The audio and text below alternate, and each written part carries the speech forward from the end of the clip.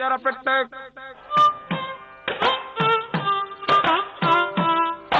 வணக்கம். இன்னைக்கு உப்பு புளி மிளகா நிகழ்ச்சியில உங்களை சந்திக்கிறதுல ரொம்ப சந்தோஷம்.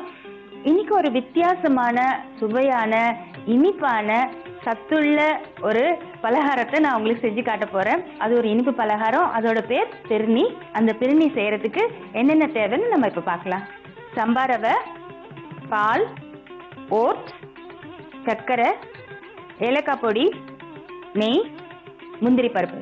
இப்போ இந்த பிரிணி இதை எப்படி செய்யறதுன்னு பார்க்கலாமா? முதல்ல நம்ம சம்பா ரவைய இப்போ 2 கப் சம்பா ரவை எடுத்துருக்கோம்னா 3 கப் தண்ணி ஊற்றி நம்ம ஒரு 15 நிமிஷம் ஊற வைக்கணும். இப்போ நான் ஊற வச்சுட்டேன்.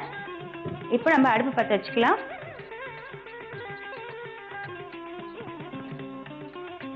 நம்ம இப்போ ஊற வச்சிருக்கோம் இல்லையா சம்பா ரவை, இதை இப்போ நம்ம வேக விடணும்.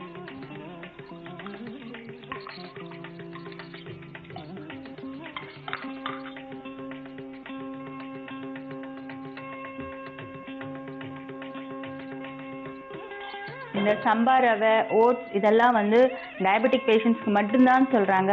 ஆனால் இதை நாமளும் சாப்பிட்லாம், எல்லாருமே சாப்பிட்லாம். இது ஒரு நல்ல ஃபைபர் கண்டென்ட் உள்ள ஒரு ஸ்வீட் பலகாரம். அதனால் இதை தைரியமாக எல்லாருமே சாப்பிட்லாம். இப்போது இந்த சம்பா ரவை நல்லா வேகணுங்க. நல்லா கொதிக்கட்டும். கொதிச்சதுக்கப்புறம் நம்ம ஓட்ஸ் சேர்க்க போகிறோம். இப்போ பாருங்கள், சம்பா ரவை நல்லா வெந்து வந்துருச்சு. இப்போது நாம் கொஞ்சம் பால் சேர்க்க போகிறோம்.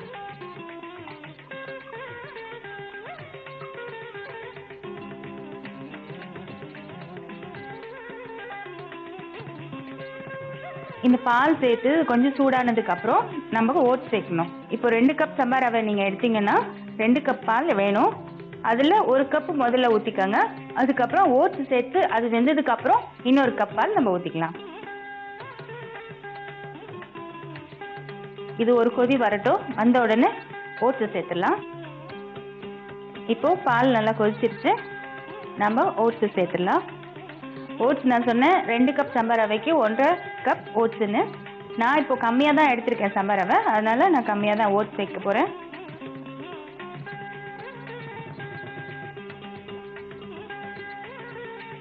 ஓட்ஸ் வந்து நல்லா கரைஞ்சிடணும். அதில்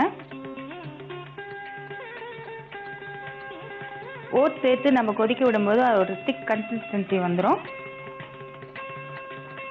இது வந்து நம்ம கிளறி விட்டுட்டே இருக்கணும், இல்லைன்னா கட்டி ஆகிடும். இப்போ பாருங்கள், ஓட்ஸ் நல்லா வெந்திருக்கு.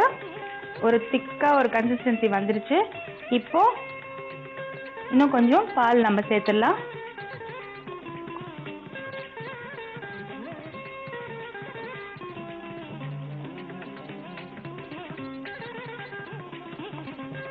இது வந்து நம்ம நிறுத்தாமல் கிளறி விட்டுட்டே இருக்கணும், இல்லைன்னா கட்டி கட்டி ஆகிடும்.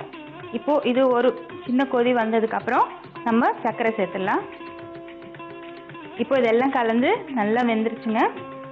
இப்போ நம்ம சர்க்கரையை போட்டுடலாம். ஆனால் இது ரொம்ப கேர்ஃபுல்லாக நீங்கள் இருக்கணும், ஏன்னா அது கொதிக்கும் போது மேலே தெறிக்கும். அதனால் அடுப்பை சிம்மில் வச்சுட்டு நீங்கள் வேலை செய்யுங்க.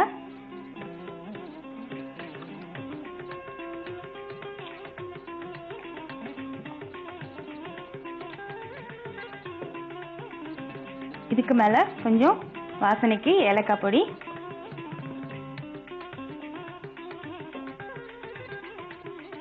இது நல்லா கிளறி விடுங்க.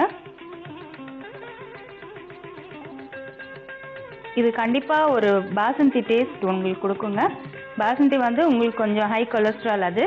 ஆனால் இது சம்பா ரவை, ஓட்ஸுங்கிறதுனால நல்ல ஃபைபர் கண்டென்ட் இருக்கிறதுனால எந்த ஒரு கொலஸ்ட்ரால் எஃபெக்டும் உங்களுக்கு இருக்காது. இதில் நம்ம என்ன சுகர் தான் சேர்த்துருக்கோம். இது பரவாயில்ல, ஒன்ஸ் இன் அ வே சுகரை சேர்த்துக்கலாம், தப்பில்லை.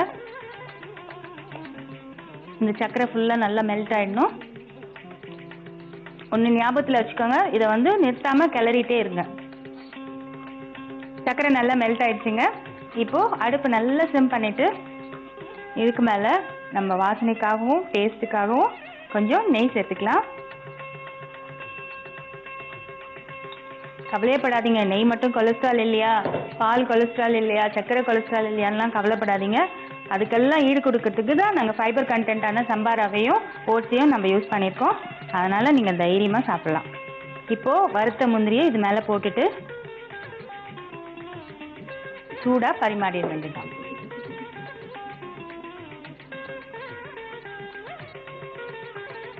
இப்போ உங்களுக்கு அருமையான சுவையான பெருநீ தயாருங்க. இதை நீங்க சர்வ் பண்ணிடலாம்.